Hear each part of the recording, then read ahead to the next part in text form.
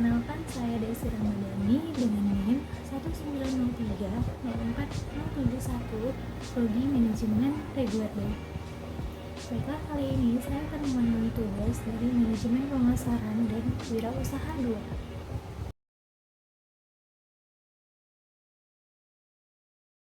Kali ini saya akan menjelaskan beberapa pokok materi, mulai dari dasar pemasaran sampai bagaimana cara mengelola produk eceran, grosir, ataupun logistik. Nah, baiklah, kita masuk ke pokok pembahasan kita yang pertama, mengenai dari dasar pemasaran. Apa sih itu pemasaran? Pemasaran merupakan aktivitas dan proses menciptakan, mengomunikasikan, menyampaikan, dan mempertukarkan tawaran yang bernilai bagi konsumen, mitra, ataupun masyarakat umum yang memiliki tujuan untuk memenuhi kebutuhan dengan cara yang lebih menguntungkan. Nah, di dalam pemasaran kita juga harus memperhatikan beberapa prinsip etika yang harus dilaksanakan. Nah, dalam etika tersebut dibagi lagi dalam beberapa konteks, di mana ada dalam konteks dari segi produk, dari segi harga, ataupun dari segi tempat atau distribusi. Nah, baiklah, yang pertama, etika pemasaran dalam konteks produk, di mana produk yang dibuat harus berguna dan dibutuhkan masyarakat. Yang kedua, produk yang dibuat berpotensi ekonomis dan juga memiliki benefit. Yang ketiga, produk yang dibuat harus bernilai tambah tinggi. Dan yang keempat, produk itu dapat memuaskan masyarakat. Nah, yang kedua, etika pemasaran dalam konteks harga, di mana harga diukur dari kemampuan daya beli masyarakat. Yang kedua, perusahaan mencari margin laba yang layak, dan yang ketiga, harga harus dibebani kos produksi yang layak. Nah, kemudian yang ketiga, etika pemasaran dalam konteks tempat atau distribusi, di mana yang pertama, produk harus dijamin keutuhan dan keamanannya. Yang kedua, pelanggan dijamin memiliki pelayanan yang cepat dan tepat. Nah, ada beberapa etika juga tentunya dalam memasarkan suatu produk, jasa, pengalaman, ataupun apapun juga. Tentunya kita membutuhkan promosi via media sosial seperti Instagram, Facebook, Twitter, ataupun yang lain sebagainya, dan juga bisa melewati media televisi. Nah, tentunya jika kita mempromosikan produk, jasa, ataupun yang lainnya melalui media televisi, kita harus memperhatikan beberapa ketentuan, di mana produk yang ingin kita promosikan itu apakah layak untuk diperlihatkan ataupun ditontonkan, dan juga harus tepat memilih tokoh dan juga peragaan dalam iklan tersebut agar tidak memancing kesalahan, agar tidak memiliki kesalahan-kesalahan yang memancing etika yang tidak pantas dilihat.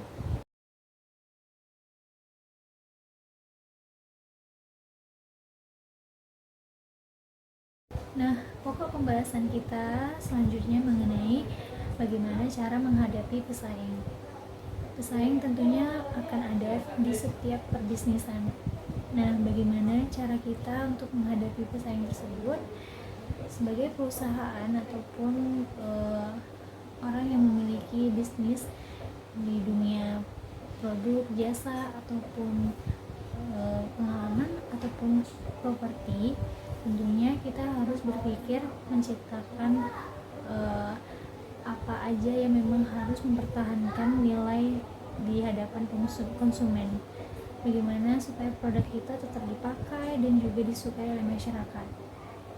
Nah, tentunya sebagai contoh, perusahaan otomotif, mereka tentunya harus berpikir keras bagaimana agar kendaraan mereka tetap diminati oleh masyarakat dan tentunya tetap memberikan harga yang memang terjangkau oleh masyarakat.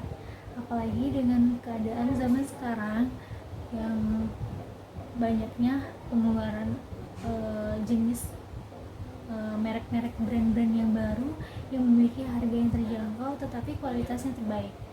Nah, sebagai perusahaan tersebut, mereka harus bisa memiliki strategi yang pas bagaimana supaya produk mereka bisa tetap berjalan dengan baik, dan juga setiap omset atau setiap brand-brandnya diminati oleh masyarakat.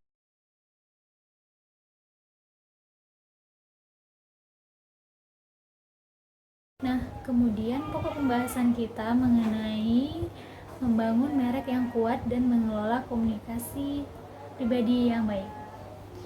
Nah, apa sih itu merek? Merek merupakan tanda, lambang, ataupun istilah yang digunakan untuk mengidentifikasi jasa atau produk, dan atau bisa untuk membedakan produk kita dengan produk pesaing. Nah, peran merek bagi konsumen yang pertama salah satunya juga agar memudahkan mereka untuk mengidentifikasi dan juga mencari serta mempertanggungjawabkan dari kinerja merek tersebut. Nah, peran merek bagi konsumen dan juga bagi perusahaan, di mana bagi konsumen merek dapat mengidentifikasi ataupun bagi konsumen dapat mempertanggungjawabkan bagaimana kinerja produk yang memiliki merek tersebut. Yang kedua, dapat memberikan perbedaan bagi konsumen dari produk yang satu ini dengan produk yang lainnya melalui merek tersebut. Nah, peran merek bagi perusahaan yang pertama dapat membantu mencatat persediaan dan juga akuntansi. Yang kedua, dapat mengamankan keunggulan kompetitif. Yang ketiga, dapat dijadikan perlindungan hukum untuk melindungi fitur ataupun aspek unik dari produk tersebut.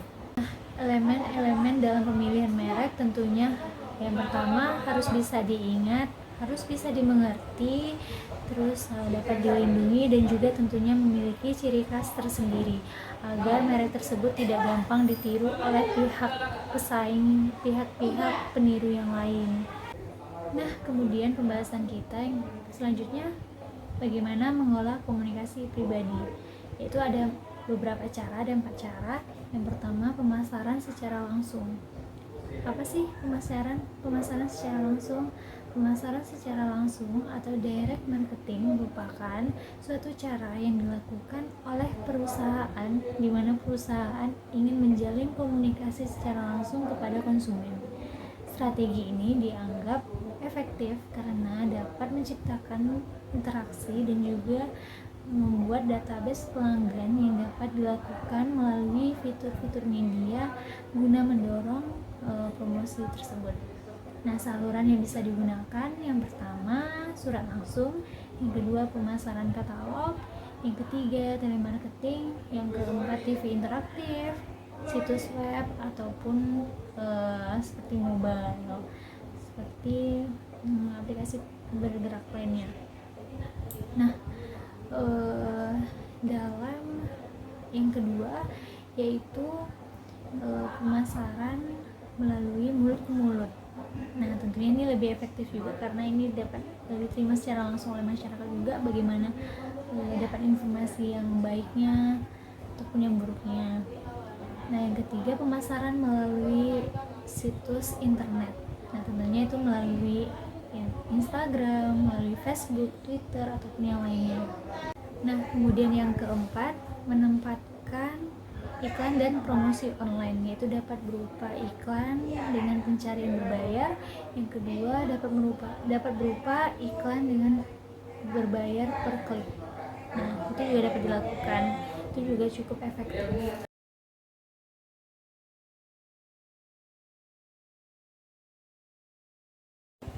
Nah, selanjutnya materinya mengenai merancang dan mengelola jasa. Jasa merupakan semua tindakan atau kinerja yang ditawarkan satu pihak kepada pihak lain yang pada intinya tidak berwujud dan tidak memiliki kepemilikan apapun. Nah, ada beberapa kategori bauran jasa. Yang pertama, barang berwujud murni seperti sabun atau pasta gigi. Yang kedua, barang berwujud yang disertai jasa seperti industri mobil dan komputer. Yang ketiga, ada hybrid seperti restoran. Nah, kemudian yang keempat, jasa utama yang disertai barang dan juga jasa kecil seperti transportasi. Yang kelima, ada jasa murni seperti psikoterapi.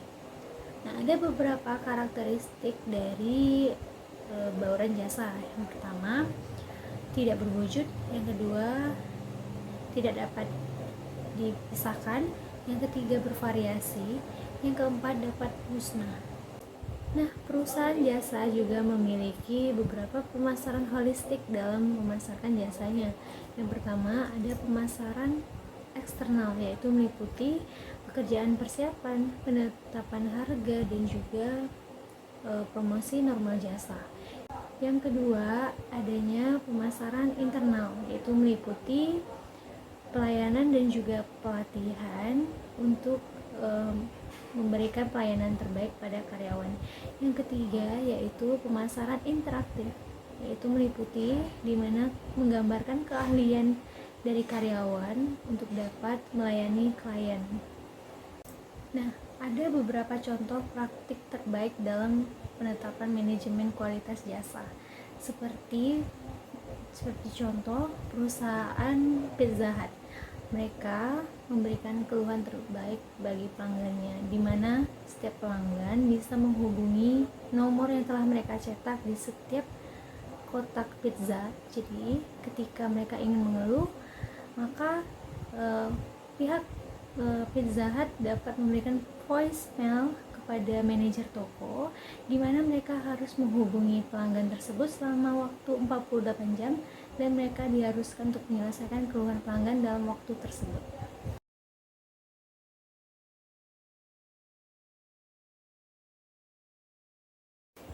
Materi selanjutnya mengenai mengelola perdagangan eceran, grosir, dan juga logistik. Nah, sebelumnya apa sih itu perdagangan eceran? Perdagangan eceran termasuk ke dalam semua aktivitas menjual barang atau jasa ke konsumen dengan maksud untuk memenuhi kebutuhannya sendiri dan non-bisnis. Selanjutnya, tingkatan layanan dari perdagangan eceran. Pengecer menempatkan diri, memposisikan mereka satu dari 4 layanan, yaitu swalayan, memilih sendiri, layanan terbatas, ataupun layanan penuh. Nah, ada beberapa kategori eceran yang non-toko. Yang pertama ada penjualan langsung, yang kedua ada pemasaran langsung, yang ketiga ada mesin otomotif. Nah, kemudian perdagangan grosir. Perdagangan grosir yaitu mencakup semua aktivitas penjualan jasa atau barang yang memberikan kepada konsumen, baik itu mereka membeli ataupun menjualkan kembali sebagai bisnis. Nah, sebelumnya perbedaan dari perdagangan eceran dan juga grosir yaitu jika eceran mereka menetapkan metode bisnis ke konsumen, dan jika perdagangan grosir mereka menetapkan metode dari bisnis ke bisnis. Jadi boleh dijual ataupun dikelola kembali, dijual kembali. Nah, kemudian yang terakhir yaitu perdagangan logistik. Nah, ini meliputi perencanaan infrastruktur untuk memenuhi permintaan, lalu mengimplementasikan dan mengendalikan aliran fisik bahan dan juga barang jadi akhir dari titik asal menuju titik penggunaan untuk memenuhi kebutuhan dan juga mendapatkan laba. Nah, beberapa keputusan logistik pasar, yaitu ada beberapa lagi dibagi menjadi 3. Yang pertama ada pemrosesan pemesanan, di mana perusahaan mempersingkat sebisa mungkin mempersingkat waktu pemrosesan pemesanan, yaitu dari proses pemesanan, pengiriman hingga pembayaran. Nah, yang kedua pergudangan, yaitu fungsinya untuk membantu memperlancar perbedaan antara produksi dan juga jumlah yang diinginkan oleh pasar. Nah, pergudangan sendiri dibagi menjadi 3, yaitu adanya yang pertama gudang penyimpanan. Ini berfungsi untuk menyimpan barang dalam jangka waktu menengah sampai jangka waktu yang panjang. Nah, yang kedua yaitu gudang distribusi.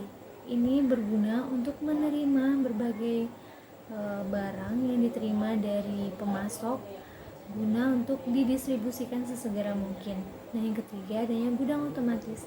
Ini menggunakan sistem penerapan penyimpanan yang maju yang di bawah kendali oleh komputer pusat. Nah, yang ketiga yaitu persediaan. Nah, perusahaan penting untuk memikirkan berapa persediaan yang ada ataupun stok barang yang ada agar tidak adanya suatu perselisihan, agar dapat dikondisikan beberapa stok persediaan. Sekian penjelasan saya mengenai beberapa materi di manajemen pemasaran 2 ini.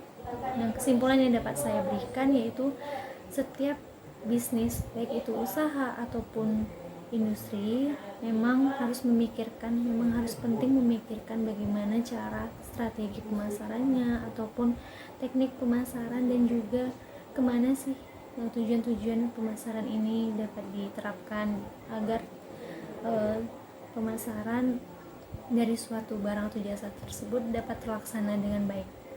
Sekian penjelasan dari saya. Mohon maaf apabila ada salah kata. Wabillahi taufik wal hidayah. Assalamualaikum warahmatullahi wabarakatuh.